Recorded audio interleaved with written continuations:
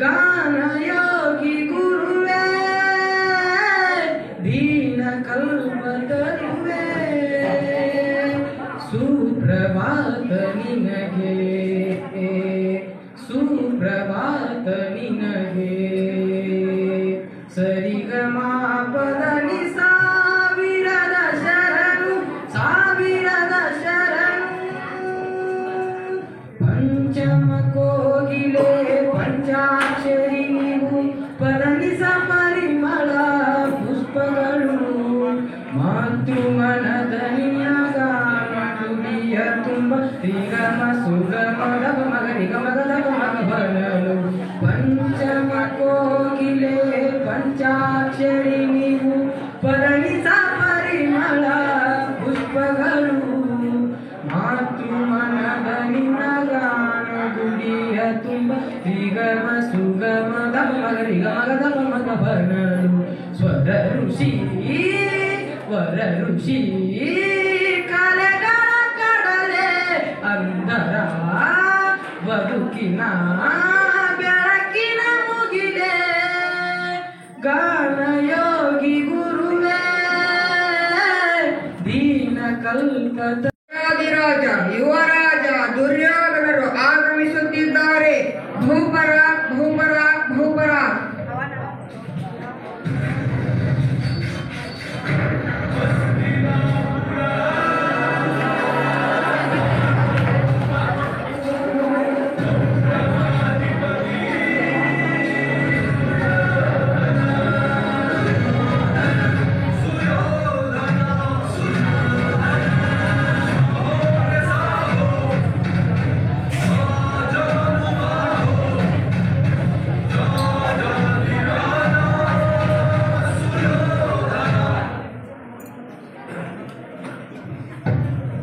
ದುರ್ಯೋಧನ ಶಕ್ತಿ ಪ್ರದರ್ಶನ ಆರಂಭ ಮಾಡಿ. ಶಕ್ತಿ ಪ್ರದರ್ಶನಕ್ಕೆ ಬಂದ ಎಲ್ಲ ಜನರಿಗೂ ವೀರರಿಗೂ ಅಭಿನಂದನೆ ಮಾಡು. ಹೇ ನನ್ನ ಸಾಮ್ರಾಜ್ಯದ ಎಲ್ಲ ಪ್ರಜೆಗಳೇ, ನಿಮ್ಮೆಲ್ಲರಿಗೂ ಸೌಶೀಲ್ಯ, ಸೌಲಭ್ಯ, ವಾತ್ಸಲ್ಯ, ಗಾಂಭೀರ್ಯ, ಔದಾರ್ಯ, ಧೈರ್ಯ, ಸ್ಥೈರ್ಯಗಳ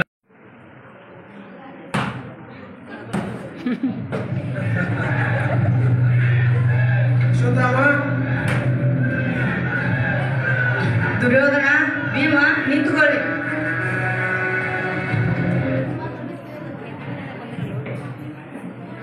ಈ ಯುದ್ಧದಲ್ಲಿ ಇಬ್ಬರು ಸಮಬಲದ ಹೋರಾಟವನ್ನು ನೀಡಿದ್ದಾರೆ. ಅತ್ಯುತ್ತಮ ಅಪಜಯರಾಗಿದ್ದಾರೆ. ಧರ್ಮರಾಜ,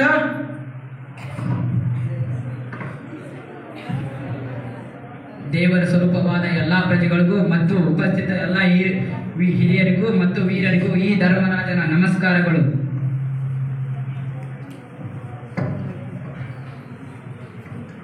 ಪ್ರಬಲ ಧನುರ್ವಿದ್ಯಾ ವಿಶಾಲರಾದ ಅರ್ಜುನ ತೋರಿಸಿ ನಿನ್ನ ಪರಾಕ್ರಮ. ಯಾರೂ ಇಲ್ಲ ಇಲ್ಲಿ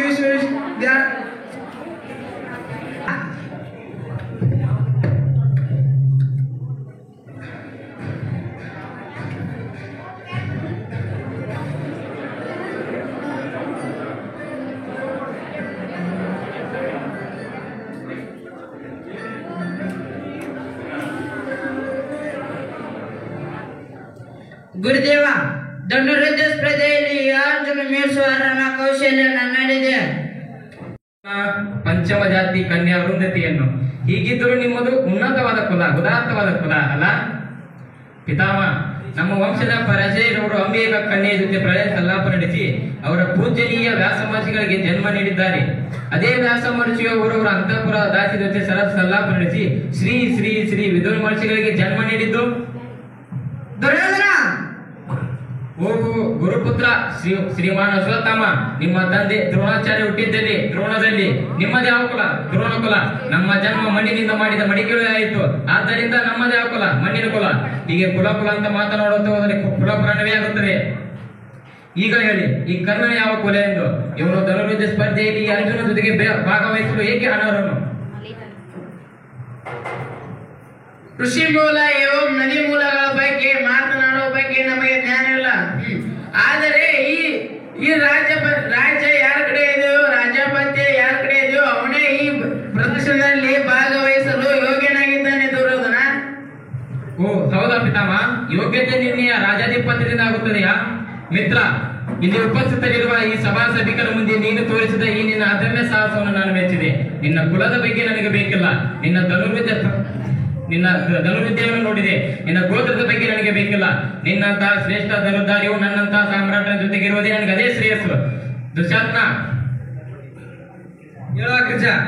ಅನರ್ಘ ರತ್ನದಿಂದ ಕೂಡಿದ ಕಿರೀಟವನ್ನು ತೆಗೆದುಕೊಂಡು ಬಾ. ಸಹೋದರ ದುರ್ಮ, ಮುತ್ತು ರತ್ನಗಳಿಂದ ಅಲಂಕೃತಗೊಂಡ ಸಿಂಹಾಸನವನ್ನು ತೆಗೆದುಕೊಂಡು ಬಾ. ಪಂಡಿತರೇ, ಭಾಗೀರಥಿಕರ ಮುಂದೆ ಈ ಕರ್ಣನ ಮೇಲೆ ಹತ್ತ ನೀಚ ಕಳಂಕವನ್ನು ತೆಗೆದು ಹಾಕಿ ಇವನನ್ನು ಮಹಾರಾಜನನ್ನಾಗಿ ಮಾಡುತ್ತೇನೆ.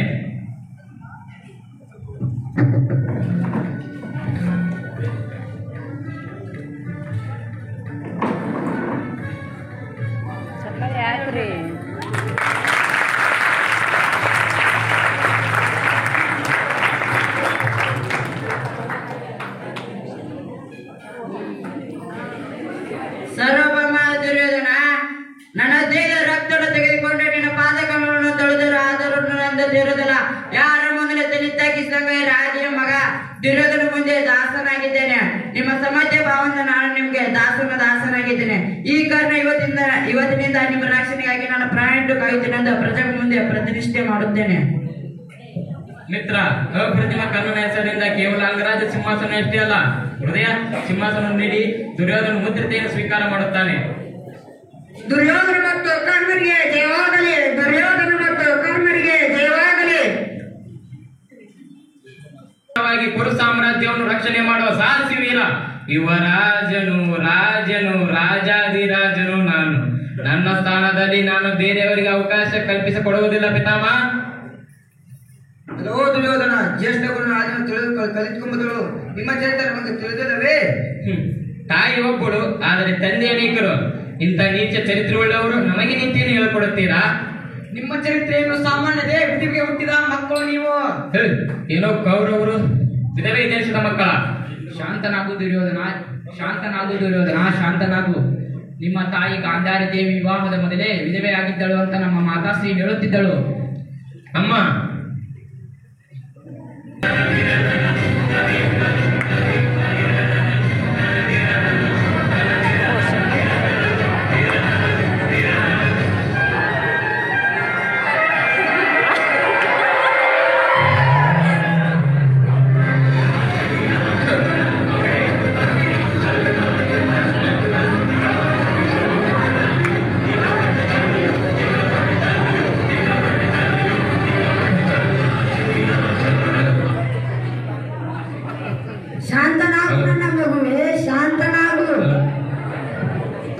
ಎಲ್ಲವೋ ಮಾಮ, ಅಧಿಕ ಪ್ರಸಂಗಿ ವಿಷಯಗಳು ಇಲ್ಲಿ ಬೇಡ.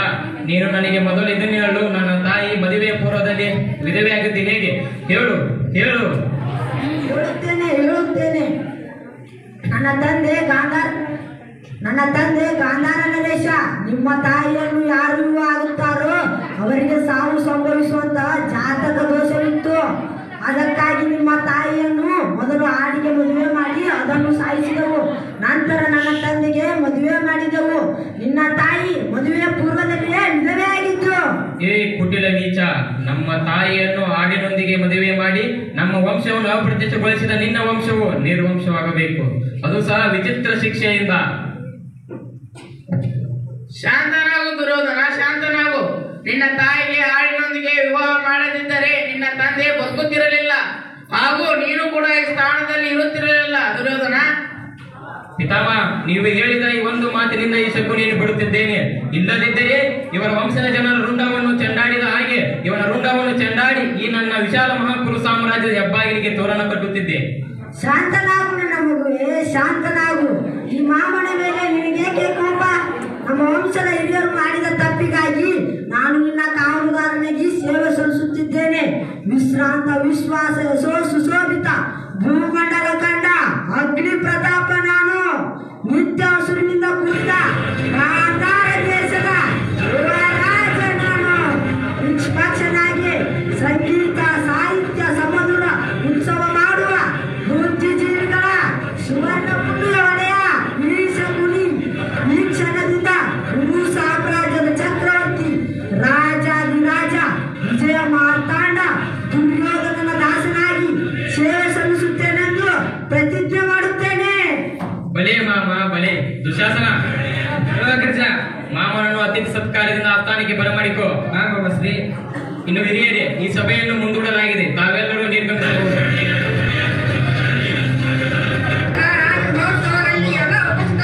ಸಮ್ಮುಖದಲ್ಲಿ ಪಾಂಡುಕುಮಾರರ 5 ಮಕ್ಕಳು ಕುರು ಸಾಮ್ರಾಜ್ಯರ ಯುವರಾಜರೊಂದಿಗೆ ಯುದ್ಧ ಆಟದಲ್ಲಿ ಭಾಗವಹಿಸಲಿದ್ದಾರೆ. ಕೌರವರ ಕಡೆಯಿಂದ ಶಕುನಿ, ಪಾಂಡವರ ಕಡೆಯಿಂದ ಧರ್ಮರಾಯ ಪ್ರತಿನಿತ್ಯ ಆಡುತ್ತಾರೆ.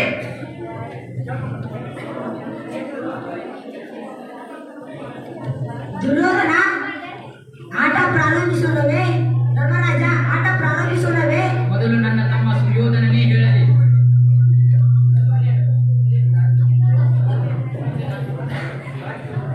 ರತ್ನ ಸುಧಾಜಿತ ಕಳ ನನ್ನ ಕಡೆಯಿಂದ ಈ ನವರತ್ನ ಹಾರ. 1 ಮತ್ತು 1. 1 ಮತ್ತು 1. ಕೌರವರು ಪಾಂಡವರು ಒಂದೇ ಎಂದು ಹೃದಯ ಇಟ್ಟಿದ್ದಾನೆ ನಮ್ಮ ದುರ್ಯೋಧನ. 1 ಮತ್ತು 1.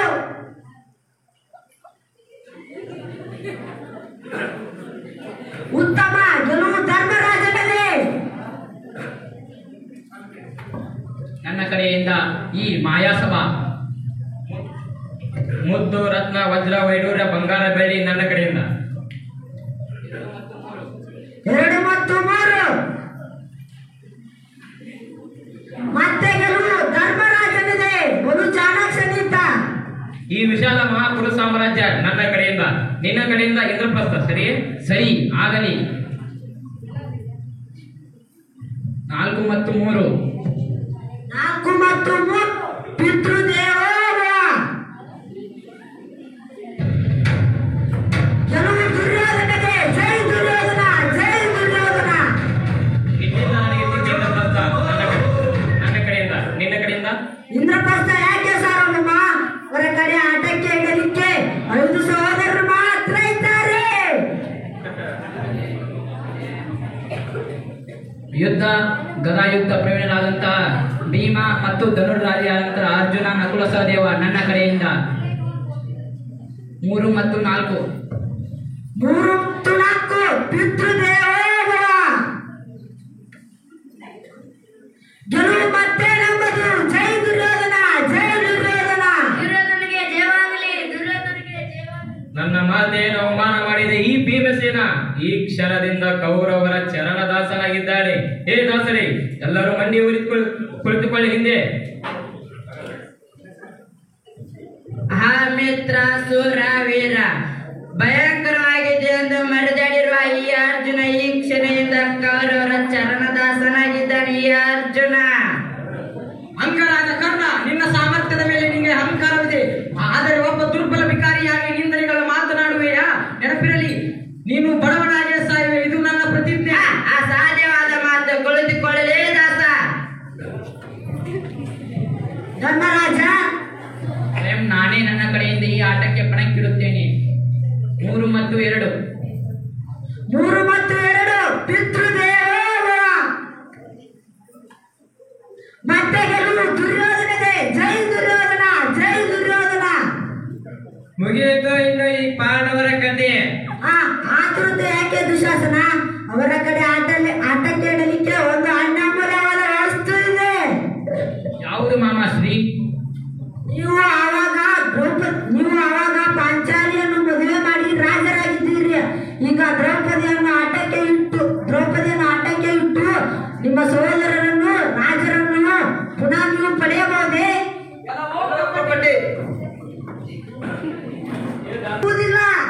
ಸರಿ, ನಾವು ತಯಾರಿದ್ದೇವೆ. ಇದೇ ಧರ್ಮರಾಜನ ಧರ್ಮ. ಪಗಡೆ ಆಟ ಪ್ರಾರಂಭ ಮಾಡೋಣ. ಸರಿ, ಪ್ರಾರಂಭಿಸೋಣ.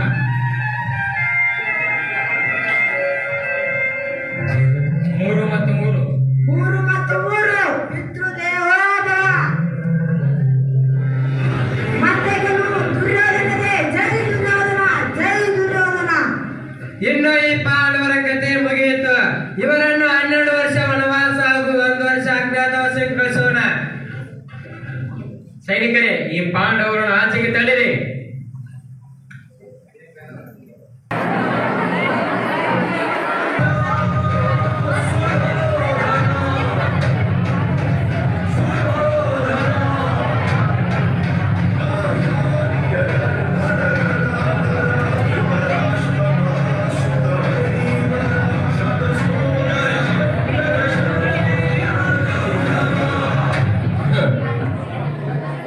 ಏನಿ ಭವ್ಯ ಭವನದ ಶೃಂಗಾರ ವೈಭವ, ಏನಿ ಭವನದ ಕಲಾಕೃತಿ ಎಂದೂ ಇಲ್ಲದಂತಹ ವಿಚಿತ್ರ ದೃಶ್ಯಗಳಿಂದ ಅಲಂಕೃತವಾಗಿ ರಂಗು ರಂಗಿನಿಂದ ಕಂಗೊಳಿಸುತ್ತಿರುವುದಲ್ಲ ಈ ಮಾಧವನ ಭವನ. ಎತ್ತ ನೋಡಿದ ರಥ ಮುತ್ತು ರತ್ನಗಳನ್ನಿಟ್ಟು ಕೆತ್ತಲ್ಪಟ್ಟಂತಹ ಸಾಲುಗಂಬಗಳ ಸೊಬಗು, ನಯನ ಮನೋಹರವಿರುವ ಶಿಲ್ಪ ಕಲಾ ಚಾತುರ್ಯ. ಭಾವಪರವಶನಾದೆ. ಈ ಕಪಟಿ ಮಾಯಾವಿ ಕೃಷ್ಣ ಮಡಗಿದ್ದಾನೋ ಇಲ್ಲವೇ ಕಪಟ ಮಾಡುತ್ತಿದ್ದಾನೋ ಯಾರಿಗೂ ಗೊತ್ತು. ಎಷ್ಟೇ ಆದರೂ ನನ್ನ ಕೆಲಸ ಮುಗಿಯುವವರೆಗೆ ಸುಮ್ಮನಿರುವುದು ರಾಜತಂತ್ರವಾಗಿದೆ.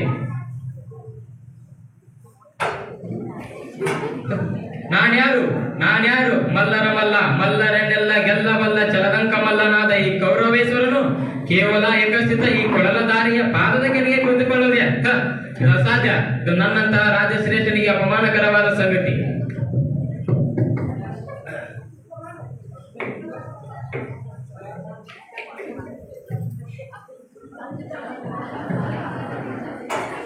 ಅರ್ಜುನ, ಹೇಗೆ ಬಂದೆ? ಎಲ್ಲರೂ ಕುಶಲರಾಗಿದ್ದಾರೆ. ನಿಮ್ಮ ಆಶೀರ್ವಾದದಿಂದ ಎಲ್ಲರೂ ಕ್ಷೇಮವರಾಗಿದ್ದಾರೆ ಮಾಧವ. ಈಗ ತಾನೇ ನಾನು ಸ್ವಪ್ನದಲ್ಲಿ ದುರ್ಯೋಧನನ್ನು ನೋಡಿದೆ. ಎಚ್ಚರವಾದಾಗ ನೀನೇ ಇದ್ದೆ. ಇದು ಸ್ವಪ್ನವೇ ಇಲ್ಲ ನಿಜವೇ? ದುರ್ಯೋಧನ, ಯಾವಾಗ ಬಂದೆ? ಬರುವ ಕಾರಣವೇನು? ಕೃಷ್ಣ, ನಾನು ಬಂದು ಬಹಳ ವೇಳೆಯಾದರೂ ಎಚ್ಚರಗೊಳ್ಳದ ನೀನು ಈ ನಿನ್ನ ಪ್ರಾಣಸಕ ಬಂದೊಡನೆ ಎದ್ದು ನಿಂತು ಭಾಷಣವನ್ನೇ ಪ್ರಾರಂಭಿಸಿಬಿಟ್ಟೆಯಲ್ಲ. ಚೆನ್ನಾಗಿದೆ ಈ ನಿನ್ನ ಕಪಟ ನಾಟಕ. ಹಾಗೇನಿಲ್ಲ ಬಾವ, ನೀವು ಬಂದಿದ್ದು ನಾನು ಕನಸು ಅಂತ ಅಂದುಕೊಂಡಿದ್ದೆ. ಅದು ಆಗಿರಲಿ.